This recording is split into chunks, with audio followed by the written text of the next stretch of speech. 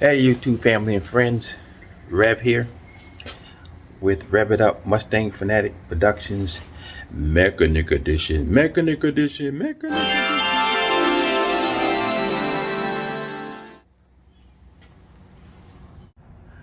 I had a phone call I had to answer, but my uncle's 98 Chevy 1500.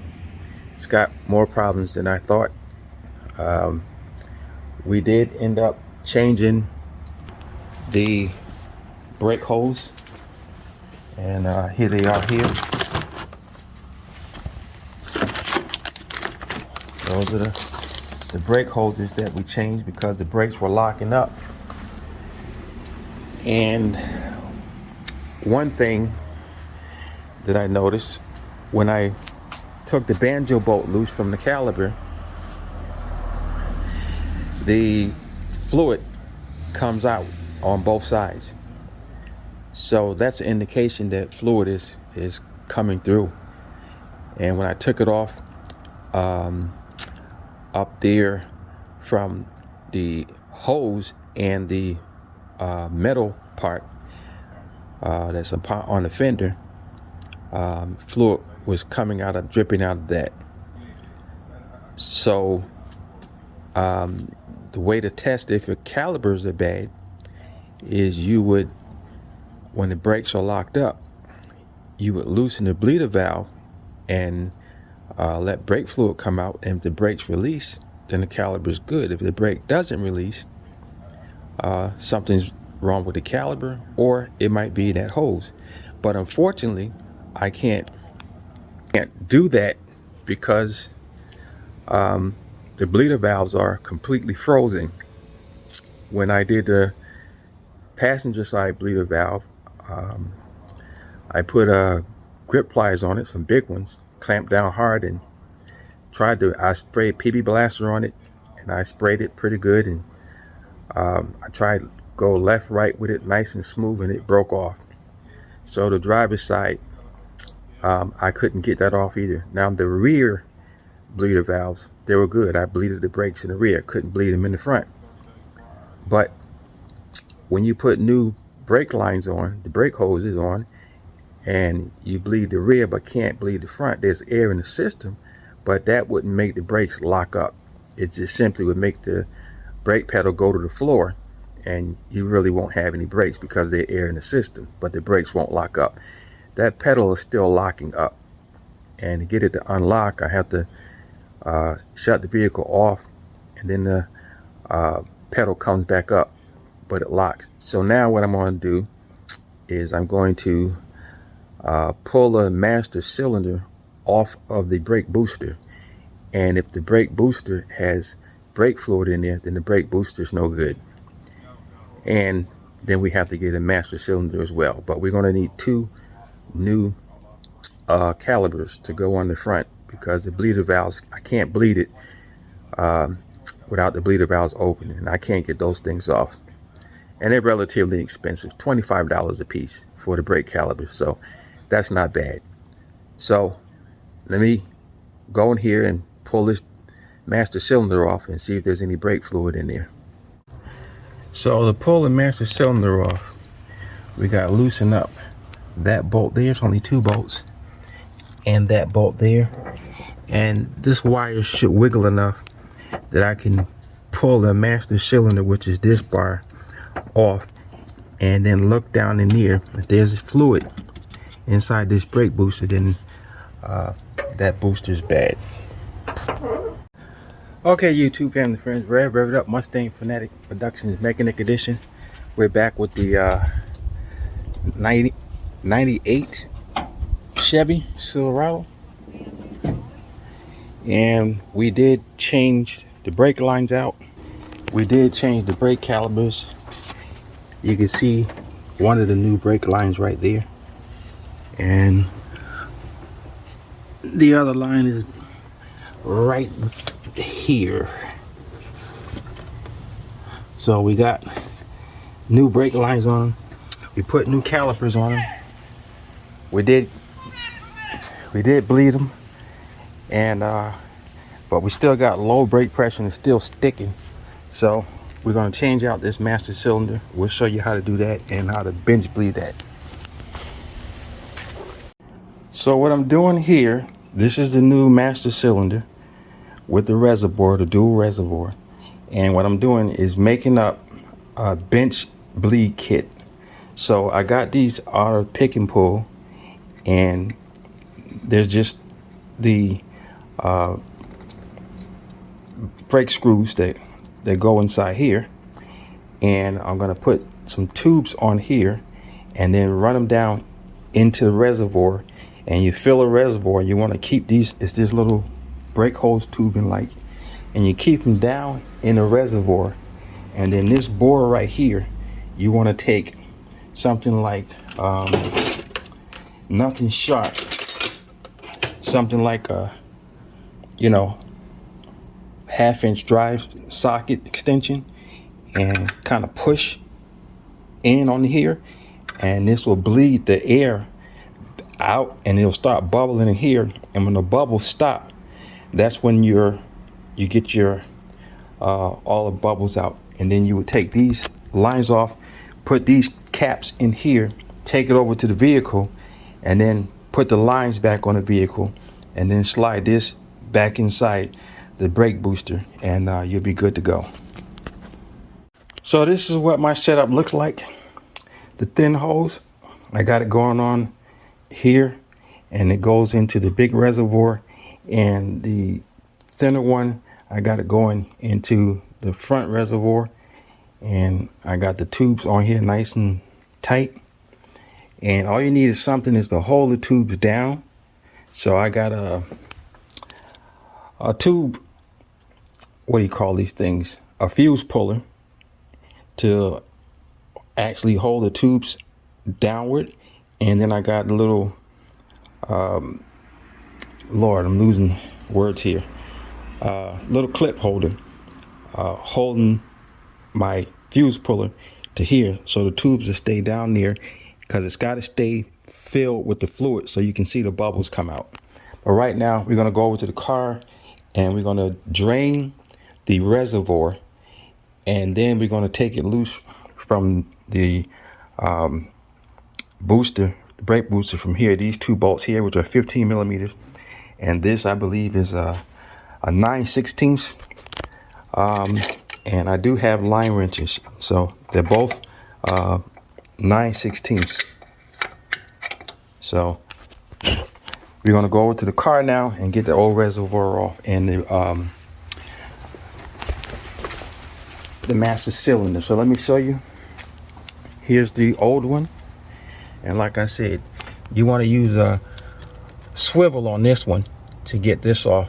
That bolt right there, and then that bolt right there, and you loosen these two line wrenches up right here. Like I said, they're 9/16 line wrenches, and we don't have no hoses or anything to watch out for. So let me get this off, and then we're going to siphon all the fluid out of that. Before you do it, you want to go in the car and press the brakes a couple of times to make sure you get the fluid pushed in there and into your calipers. So I'm going to pump the brakes a couple of times. Nice few firm pushes on the brake pedal. And now we'll go ahead and take the top off. And what I got some old brake fluid here, and I'm going to stick this part down into it, and I'm going to pump the sprayer right inside here, and that's going to drain the reservoir for me. So you can see my 9/16 line wrench. I've loosened those up already, and I got the 3/4 and I got the 15 millimeter swivel socket to loosen up this bolt here. And the other side, you can just use a regular socket. You don't need to have a swivel head for it. Then once you get it where you can turn it by hand, you can go ahead and remove these screws here. It's just 2 screws, and then underneath it is a bracket.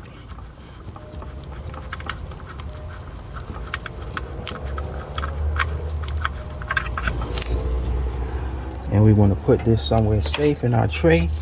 Now we'll go over and we'll take this side off, and that's going to stay on because of the long bolts that comes out of the brake booster. And so now we got that. We'll go ahead and finish unloosening these lines, which I should be able to by hand. Nope, I guess not. And I got a little rag down here just in case any little fluid wants to come down here.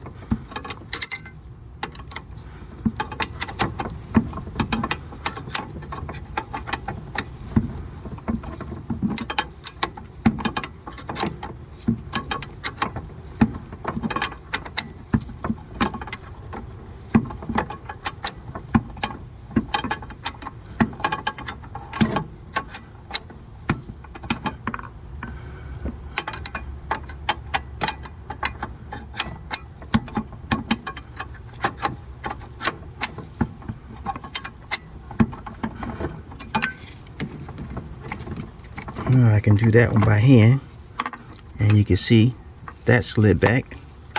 Now we'll do this next line, and that's the reason I loosened these first, is because you don't want that wire to bend when you're unloosening these things. So it's important to have a line wrench, and I sprayed it with PB Blaster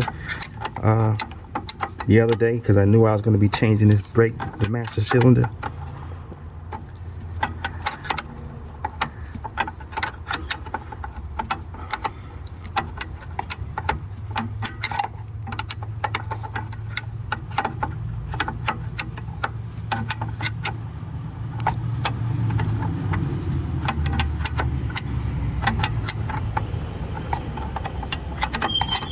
Now let's see if I can get the rest by hand.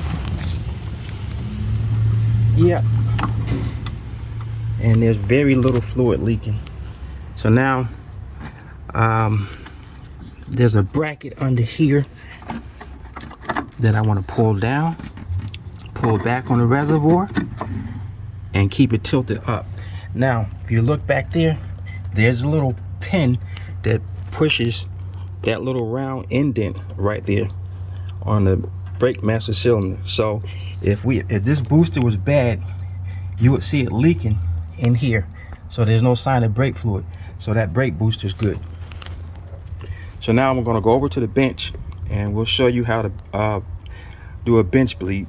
So in the kit, you'll find these little plastic inserts, and they go in here to stop the fluid from coming out. So I've got them on here on the old one. I put the old reservoir cap back on top of there, and the new reservoir cap is right there. So now what we got to do is get this filled up with fluid. So obviously I'm not going to be able to show doing this because I can't hold the phone and do this at the same time, but you can see the hoses are down in the fluid, and you can see bubbles right there. They're coming up. So when I take this 3/8 or this 3/8 extension, and I'm gonna push right in on this board where the brake booster will push in, it goes in probably about 3/4 to an inch, and bubbles will start to come out. And when the bubbles stop coming out, then you have bench bleeded your master cylinder. So the fluid's going to come out and go in, and air is going to come out of this bore, out of this one and out of this one. When the air is finished coming out of that and that one, it'll stop bubbling, and then you have it bench bleed. Then you can loosen up these lines, and I would put the top on, loosen up these lines, and then put these caps in to stop it from dripping. Okay, I believe we got it bled, and I did add a little bit more fluid because the bore is filled up in here. So when I push in here, the fluid comes up and goes down, and you can see it coming out of the little holes there. So all the bubbles have stopped. So I think I successfully bench bled this. And let me tell you something, this takes a little bit of force to push in. So I switched to a 1/2-inch drive, and I use this towel to wrap in front of it because it puts a little bit of pressure on the palm of your hand while you're pushing that bore in. I tell you, it's not a simple thing to do, but go easy with it. Push it in and let it come out. Push it in, let it come back out. Now we're going to go ahead and get the top on. We're going to take these screws off and put those plastic caps on, and we're going to get this back on the truck. So now we got it bled. We want to go ahead and first take this. We want to get this back on, and I wouldn't tighten it, just get it in there, and then get your bracket on there, and then get your 2 bolts. Get your bolts started. I just dropped it. Where did that fall to?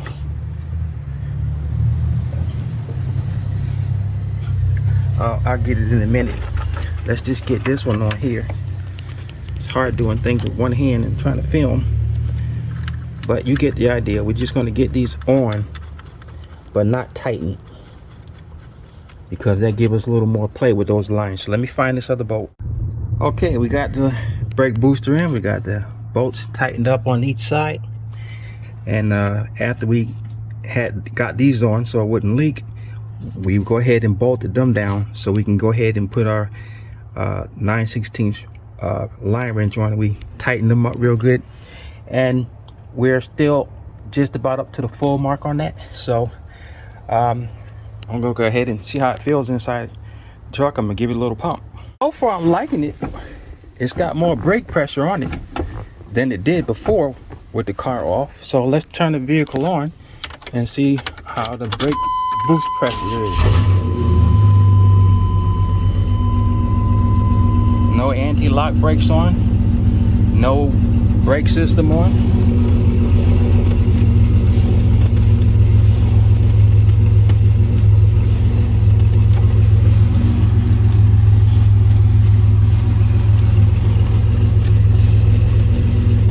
Oh yeah, we got brakes.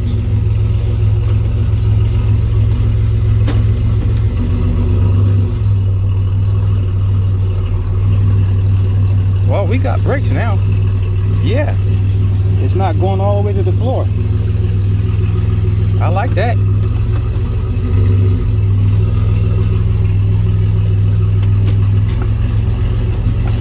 Oh yeah, we got plenty of brakes here.